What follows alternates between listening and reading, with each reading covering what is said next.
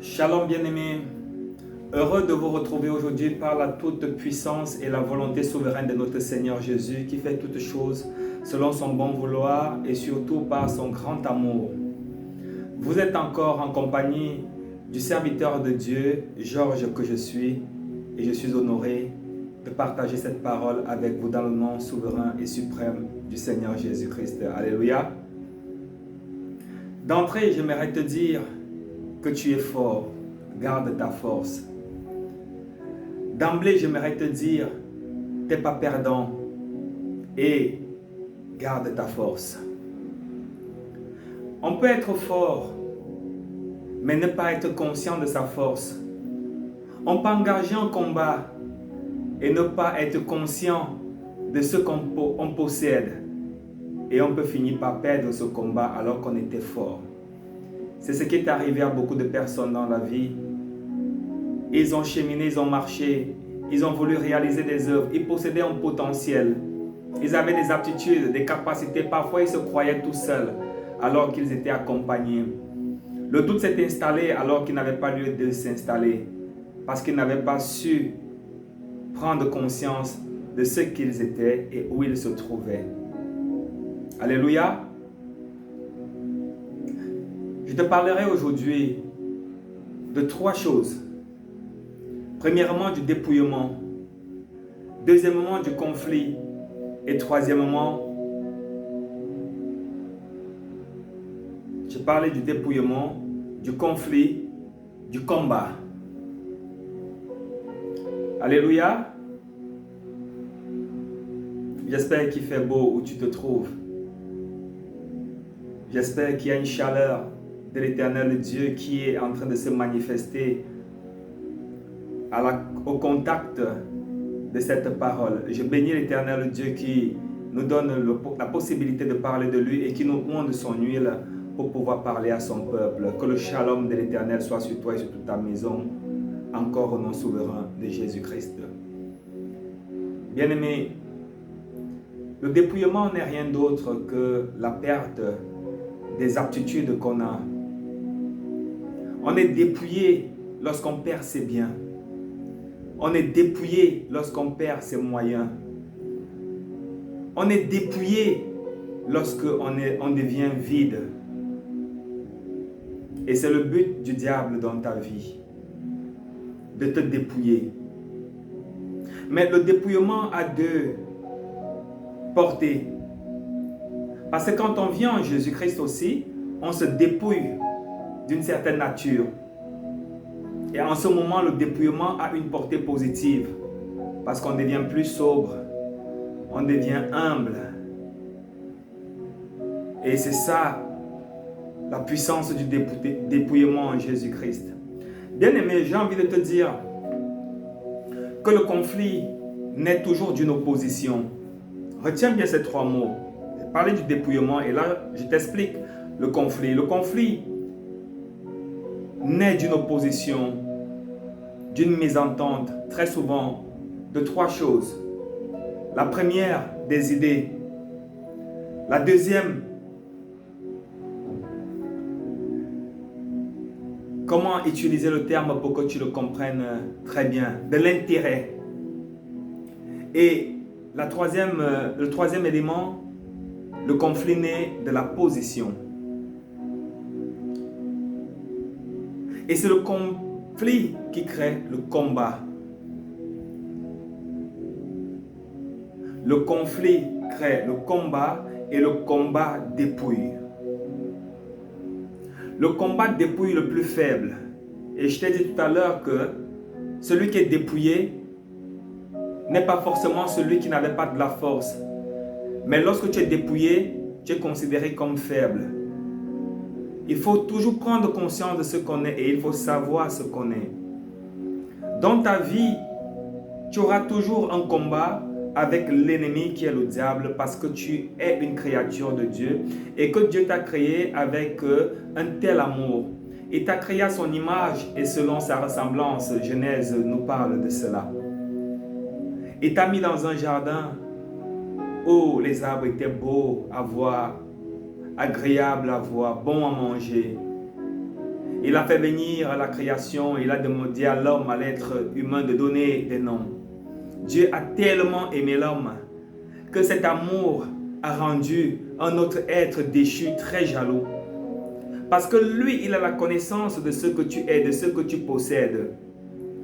Rappelle-toi que les hommes qui croiront, qui se convertiront, les enfants de Dieu jugeront les anges. C'est ces avantages que le diable ne voudrait pas que tu bénéficies. Voilà pourquoi le but pour lui est de te dépouiller de ce que tu as.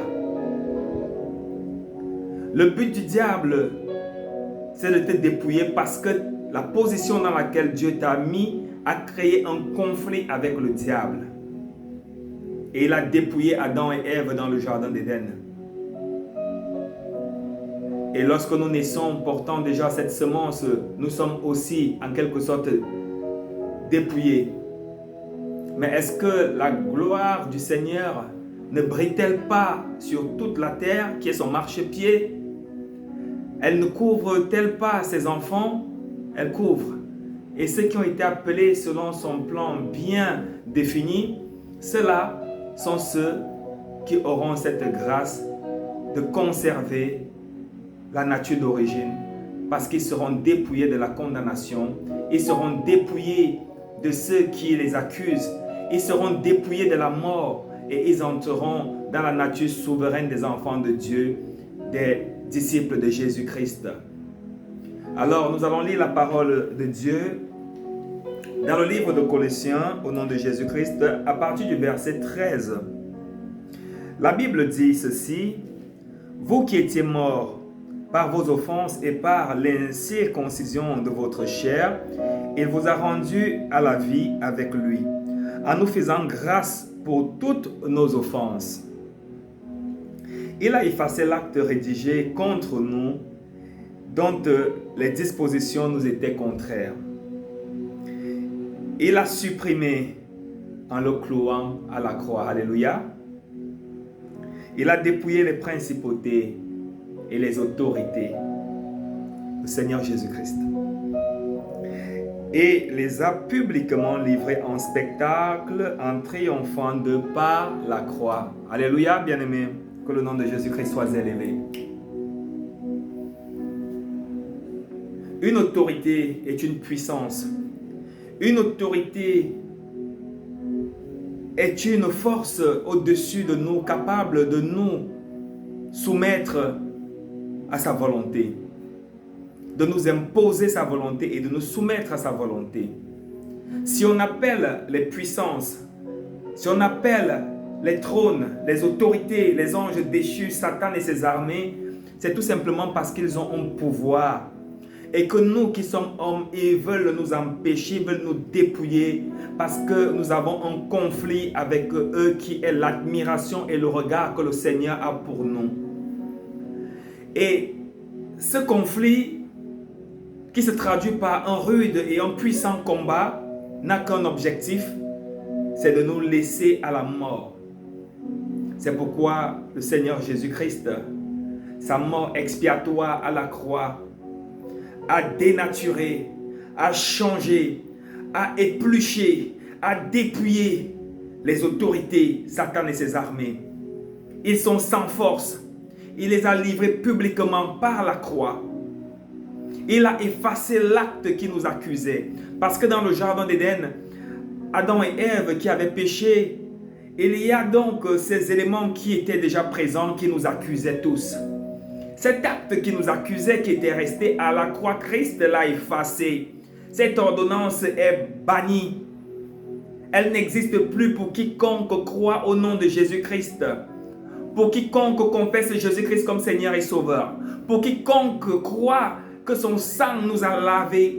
Quiconque met sa confiance à la croix de Jésus-Christ alors se trouve disciple de Jésus et est plus fort que l'ennemi parce que l'ennemi a été dépouillé par cette confession de foi. Ce n'est pas par nos forces, ce n'est pas par nos moyens, ce n'est pas par nos capacités que nous parvenons, mais c'est par la toute puissance du Seigneur Jésus-Christ. Alors, c'est pour ça que je te disais tantôt, est-ce que tu connais ton identité? Est-ce que tu connais qui tu es? L'identité réelle qui t'appartient. Tu l'obtiens lorsque tu confesses Christ. Et tu es appelé à ça. On t'annonce l'évangile, la bonne nouvelle. Mais tu tardes à l'accepter. Tu t'opposes à elle, alors qu'elle veut te conférer l'identité de vainqueur, de victorieux, de conquérant. Il n'existe pas un combat qui peut se solder par un échec pour un enfant de Dieu. Peu importe les stratagèmes, peu importe les calculs, peu importe les stratégies, peu importe ce que l'ennemi, peu importe le nombre du diable et ses armées contre toi, ils ne te vaincront jamais parce que Christ les a dépouillés.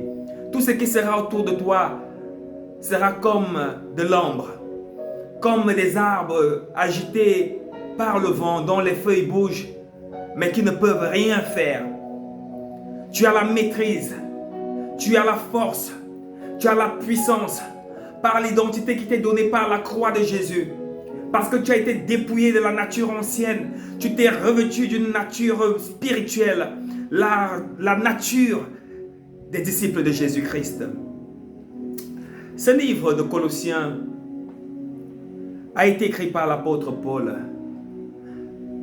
parce que l'église de Colosse, c'est un petit rappel, était déjà emportée par des vents de plusieurs doctrines où il commençait à voir le paganisme présent, le mélange des pensées, des courants.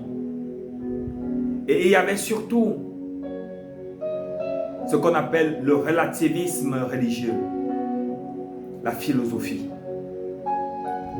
où on peut se permettre déjà de confondre le sacré et ce qui est païen, où on arrive à vouloir trouver des points de jointure entre la réflexion de l'homme et la volonté de Dieu.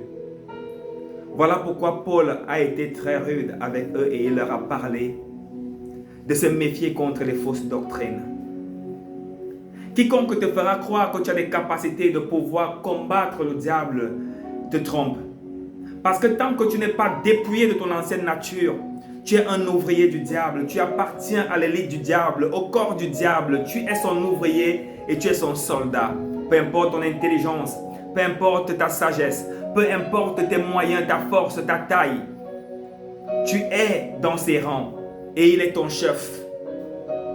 Avez-vous vu un soldat qui n'est pas soumis aux ordres de son chef, de son général? Dans une armée, lorsqu'un soldat veut se rebeller contre le général, avant d'atteindre le général, il doit d'abord faire face à tous les soldats, à tous les lieutenants, à tous les capitaines, à tous les colonels, pour espérer atteindre le général. Et toi seul, est-ce que tu parviendras à atteindre le diable? Tu ne peux pas. Si l'œuvre de la croix n'est pas pour toi ta force, si l'œuvre de la croix n'est pas pour toi ton modèle, si tu ne crois pas que la puissance de la croix est celle qui n'a pas d'adversaire, tu ne pourras pas atteindre le diable. Tu demeureras un soldat à son pouvoir. Donc, le dépouillement consiste à faire perdre un être ses avantages, sa force, ses pouvoirs, son autorité. Et lorsque tu crois au Seigneur Jésus-Christ, en ce moment, tu dépouilles Satan de ses pouvoirs. L'accusation dont il porte pour toi est annulée parce que Christ l'a annulée à la croix. Les Colossiens se vantaient. Ils pensaient être très sages, très intelligents. Mais ils avaient oublié qu'on ne peut pas servir deux maîtres. C'est pourquoi Paul a reparlé de la prédication de la croix pour la centrer au milieu de leur assemblée. Nous allons lire par exemple au verset 16. Ainsi donc, que personne ne vous juge à propos de ce que vous mangez et buvez, ou pour une question de fête, de nouvelle lune ou de sabbat. Tout cela n'est que l'ombre des choses à venir, mais la réalité est celle du Christ. Ils pratiquaient les doctrines, ils observaient des fêtes religieuses, ils pensaient que la piété était obtenue, la sainteté était obtenue au travers de ces actions, de leurs œuvres.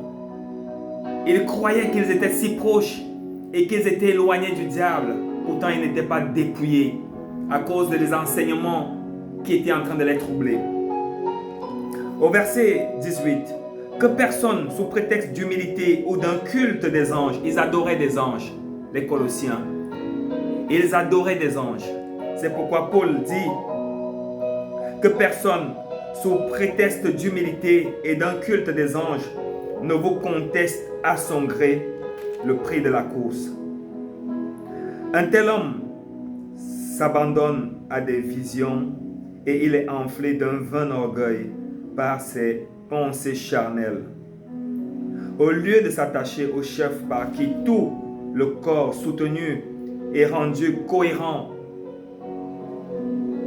par les jointures et les articulations grandies d'une croissance qui vient de Dieu. Alléluia. Alléluia. Épaphras, qui était celui qui avait bâti cette église de Colosse, qui était l'un de ses dirigeants et qui avait apporté à Paul ce qui se passait, Paul a recentré l'œuvre de la croix comme étant la puissance qui dépouille Satan, comme étant la puissance qui ne met pas l'homme en conflit avec Dieu, qui permet à l'enfant de Dieu qui croit en Jésus-Christ d'avoir la victoire sur ce combat avec le diable. L'œuvre de la croix est pour toi la victoire. L'œuvre de la croix et le sang de Jésus-Christ est pour toi la puissance qui ne pourra jamais te dépouiller de tes avantages. Parce qu'au final, tu as la victoire. Celui qui est dépouillé, c'est celui qui a été dans un conflit. Il n'était pas conscient, ou peut-être qu'il était conscient, mais il manquait de force pour remporter le combat, tout simplement parce que la plus grande délivrance de ta vie, c'est la délivrance de la mort.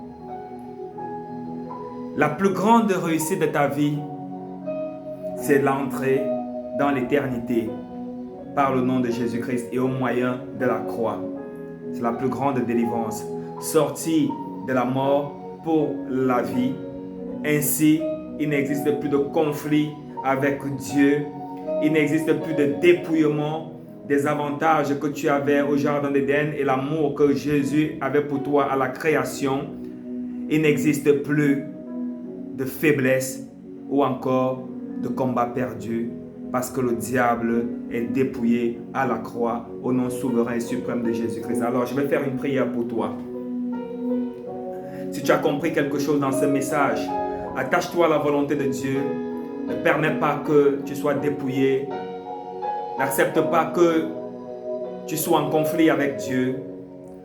Le conflit avec le diable ne peut pas t'amener à l'échec tant que tu as Jésus-Christ comme protecteur. Père éternel Dieu, je te prie pour ton enfant en ce moment.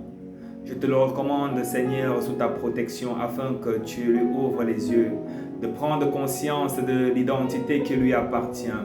Je te prie, Père éternel Dieu, au moyen du Saint-Esprit, de donner la force à ton enfant, de regarder à la croix, de se confier à la croix, de s'abandonner à la croix, qui est la puissance qui le régénère de toutes ses pertes, qui le reconstitue de toutes ses incapacités, qui lui redonne une puissance afin de pouvoir vaincre l'ennemi par toi qui as combattu pour lui et qui a dépouillé les autorités, les forces, qui a dépouillé les dominations, qui a effacé l'acte qui le condamnait et qui a livré publiquement en spectacle par la croix Satan et ses armées. Je prie, Seigneur, que tu pénètres ton enfant en ce moment, que tu le guérisses de l'incrédulité, que tu le guérisses de la révolte, de la rébellion de la parole, que tout obstacle qui l'empêche de pénétrer dans sa victoire,